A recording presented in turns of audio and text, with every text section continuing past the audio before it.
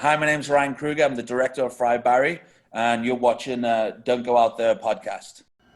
In a world where zombies, ghosts, serial killers, and vampires all exist, it's Nico, Brian, Mike, and Dustin, and they are all that stand between you and the films that could end the world. Welcome to the Don't Go Out There Horror Movie Podcast.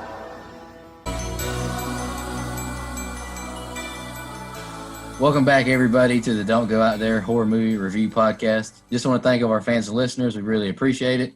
Today, we are joined by an actor, producer, and director with over 50 credits to his name, and director of the new feature film, Fried Berry, Mr. Ryan Kruger. No relation to Freddie, though. Mr. Kruger, thank you for joining us. How are you doing today? Cool, man. Thank you so much. I'm doing well. It's actually winter at the moment in Cape Town, so it's a little bit cold here. Wow. Oh, man, it's burning up here in Florida. It's ridiculous. Can you tell us a little bit about what got you into filmmaking and the horror genre in particular? I think it's just, when I was young growing up, my dad was, he was always making me watch. My dad's a big film buff, so I just grew up with, going to that video shop, looking at all the VHSs. Mm-hmm. It was always going to the horror section and, checking out all those old school, great video covers. And, I'd just pick all those out. And, so I think it just started at an early age, just watching all those horror films. And I think the one thing that stood out in the 80s with horror films in general was the video covers. So you didn't even give a shit what it was about. You're like, oh, that looks cool. And you would just get it, and you would, you'd rent it out. But kids these days, they wouldn't know. Everybody's on Netflix now. I mean, when you're a kid, you used to go to the video shop. It would be like a Friday or a Saturday, and your dad would be like, "Cool, we're gonna rent a video out," and then you would spend like 2.5 hours, at that video shop, just looking all the way through it, for hours, picking like 5 and just narrowing it down, and then your dad would say, all right, you can have 2. And then it'll be like, oh my God. And then you just go and check those, those films out. So yeah, I think it was from that at an early age that I just loved all the blood, guts, and gore. Yeah, absolutely. Silent Night, Deadly Night, Jason Goes to Hell, and Sleepaway Camp 2 were always the ones that stood out to me, and they probably owe a lot of their success to those VHS covers. So I'm right there with you. Yeah, no, definitely. And I mean, I'm just trying to think of like some, off the top of my head, but I mean, yeah, it was just those video covers has just got so many, just got you in there. I mean, and it was one of those things. Growing up, it was either watching Nightmare on Elm Street or the Jason movies, and you would just sit there with your friends, and you'd watch them all like over the summer holidays and stuff like that. So yeah, it was just a big part, of growing up. Absolutely. So jumping right into it, your film Fried Berry actually started off as a short film. Can you talk a little bit about that? Yeah. So originally, Fried Berry, I made a short 3-minute experimental film, which was literally an experimental film. So, I mean, there was no major narrative in it or anything. It was just about a heroin addict living in an abandoned building with his highs and his lows. And it was designed to make you feel uncomfortable. It was almost, it was almost like a PSA. Like, don't do fucking drugs. It was one of those. So you watch it and you'll be like, fuck, I'm never taking drugs after watching that. Yeah. Yeah, I saw that it's got over 100,000 views, too, in a year. So that's awesome, man. That was just on YouTube. I'm sure it's even higher with other, social medias and all that. Obviously, with the success of the short film, you've made it into a feature film. Can you talk a little bit about the progression there? Yeah, so I mean, what happened was after we finished the short film, we literally took it to loads of festivals around the world, and it just did really well. We had like 59 official selections.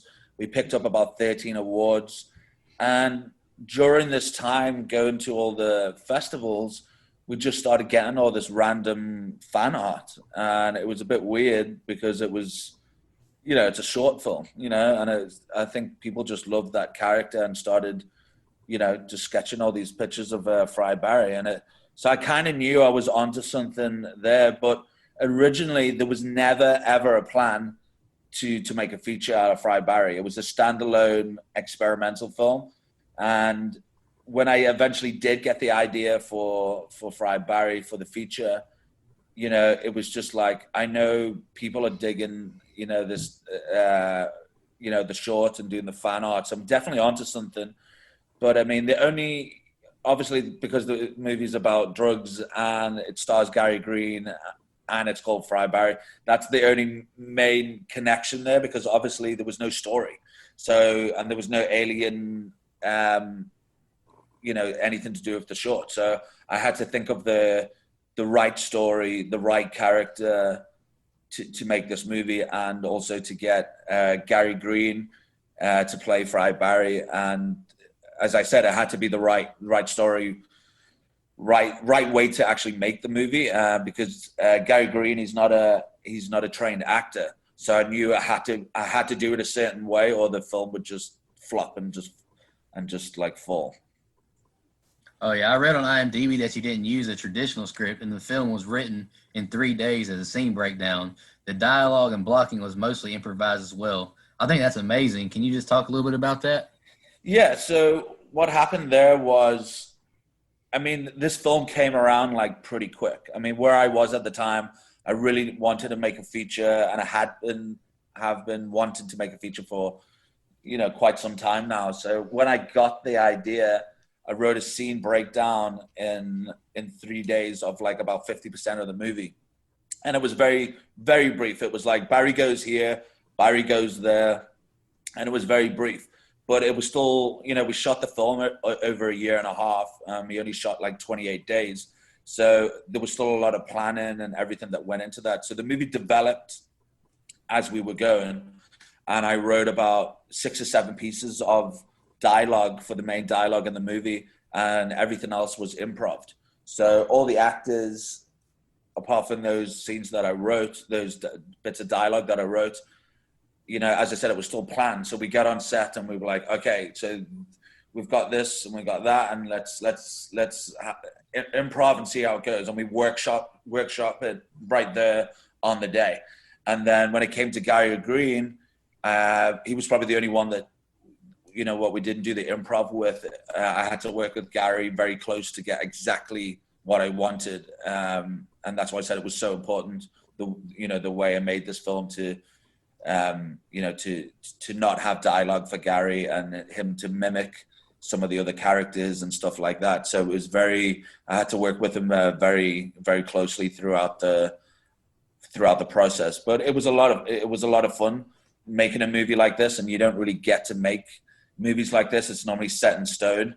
So it was great to be in that moment and, to improv with those actors and to come up with things and just being in the moment, just being in the moment. And the great thing about that is that, you'll be on set and it'll be like, oh, I've got this great idea.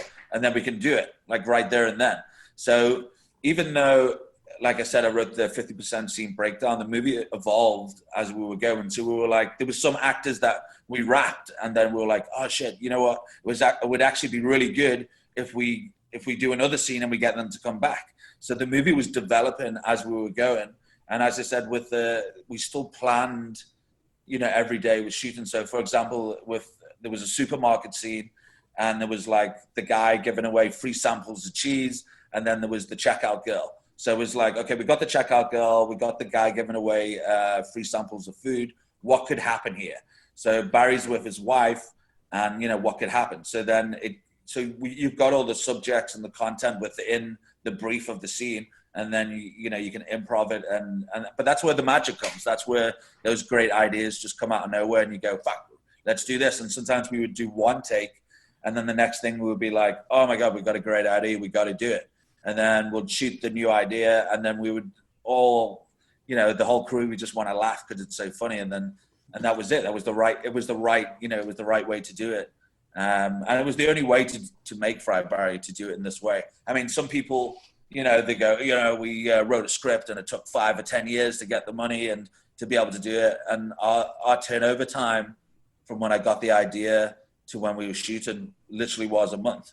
So it happened super quick, super fast. But as I said, it took a year and a half to shoot. So, it was still a very long process. And I think it's a better film because of the time that went by, because we had time to plan all these things that we wanted and needed.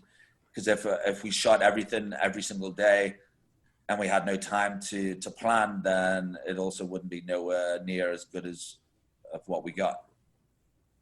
Oh yeah, I just wanted to follow up real quick. 2020 has been quite a fascinatingly rough year. Did COVID-19 set you back any, or were there any things you had to overcome, or did it affect production at all? Not really, no. I mean, the thing is that, and I've said this before, it's kind of been like a blessing in disguise for the online film festivals, because majority of all the festivals are all online streaming. So obviously in a normal cinema, you'll get 250 to 300 people in a screening.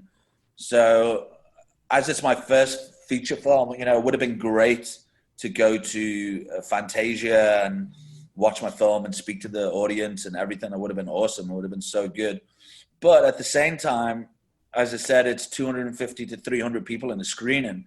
So with the online streaming thing, like in Brazil, we had like 4,000 people watch the film.